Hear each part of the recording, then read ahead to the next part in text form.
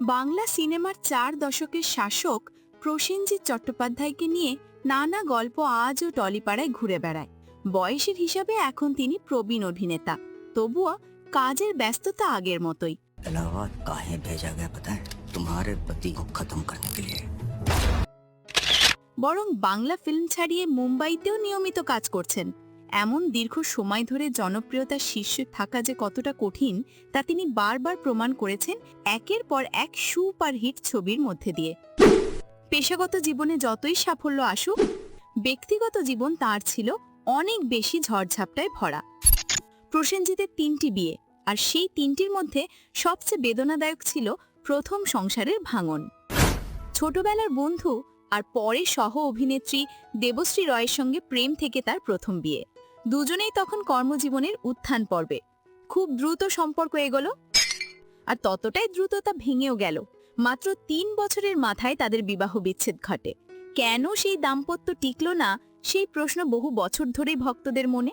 সম্প্রতি এক সাক্ষাৎকারে প্রসেনজিৎ এই প্রসঙ্গে বলেন, তখন আমরা দুজনেই খুব অপরিণত ছিলাম।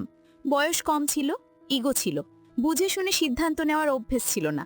হয়তো 5 বছর পরে বিয়ে করলে বিষয়টা অন্যরকম হতে পারত। বিয়ের ভাঙনের পর তিনি প্রায় 1.5 বছর নিজেকে গুটিয়ে নিয়েছিলেন। কাজ করেননি, ঘর থেকেও বেরোননি বলেই জানান। টলিউডের অন্দরে দীর্ঘদিন ধরেই শোনা যায় দেবশ্রী রায় 19 এপ্রিল ছবির জন্য জাতীয় পুরস্কার পাওয়ায় সম্পর্কের মধ্যে অস্থিরতা বাড়ে।